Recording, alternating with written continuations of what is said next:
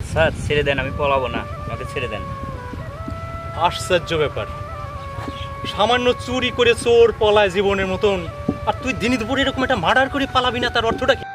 আজ 20 বছর আমি চাকরি করি, তুই চাকরি জীবনে আমি তো এরকম কোনো ব্যাপার দেখি নাই রে। তোর কারণটা কি বলতো দেখি আমাকে। স্যার আমার জীবনের লক্ষ্য ছিল একটা খুন করা, আর সেইটা আজকে আমি করছি। আমার জীবনের একটা বড় আশা পূরণ হয়েছে। আমার তাতে যদি জেল ফাঁসি যা হয় আমার কোনো আফসোস নাই স্যার। আশ্চর্য ব্যাপার, একটা লোকের জীবনে একটা মার্ডার লক্ষ্য হতে পারে, এ তো আমার জানা ছিল না। আচ্ছা, তোমার জীবনে কি এমন সমস্যা ছিল আমাকে বলো তো দেখি।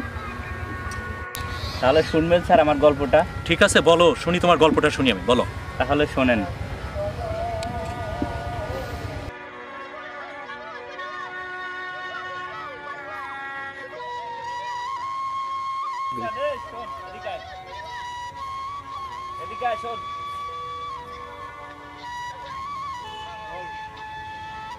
কলেজে যাবি না?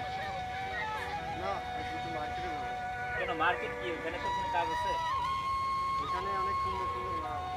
আরে তুই আর ভালো হলি না রে বন্ধু, চল কলেজে যাই, ওইসব বাদ দে। না দেওয়াই লাগবে। আরে চল কলেজে যাই, ওইসব বাদ দে, ফালতুমি বাদ দিয়ে পড়ালেখা কর মনোযোগ দিয়ে। চল চল তাহলে যাই, চল। না রে বন্ধু, তুই যা, আমার বিয়ে করে বন্ধু তো আর হয়েছে, এখানে যাওয়া লাগবে। তোর যাইতে হবে ওইখানে? আমার বন্ধু যাওয়া লাগবে। আচ্ছা তাহলে থাক। আরে ভাই রে, ছোট চাল পালার মানুষ হলি না, হ্যাঁ?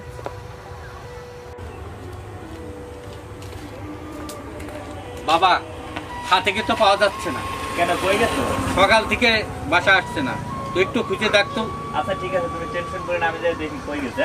আচ্ছা তুই যা, ঠিক আছে, তুমি বাড়ি যাও, তাড়াতাড়ি ফিরে আসবি কিন্তু।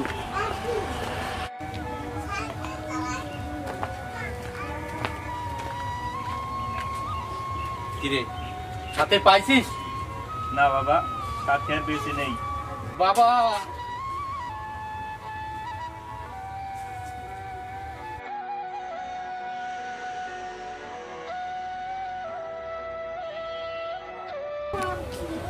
বাবা ওই নিশান্ত সাথীকে মেরে ফেলছে বাবা। তোর আগেই আমি নিষেধ করছি না, বাইরের থেকে কেউ বাড়ির ভিতর আনবি না। তুই তার সাথে নিয়ে আসছিস, তোর বন্ধু, এখন তুই কি ব্যবস্থা করবি করে। নিশান, তোরে আমি খুব ভালো বন্ধু মনে করতাম, আমার ছোট বোনটা তোরে ভাই বলে ডাকতো, আর তুই তার সুযোগ নিয়ে আমার বোনের সাথে এমন করতে পারলি। নিশান, একদিন হইলো আমি এর প্রতিশোধ নেবই নেব। তাহলে আপনি বলেন স্যার, আমি খুনটা করে কি কোনো অপরাধ করছি? শোনো, আমরা আইনের লোক, এটা আমি বলতে পারবো না। অপরাধ কি না অপরাধ না, এটা একমাত্র আইনই বলতে পারবে।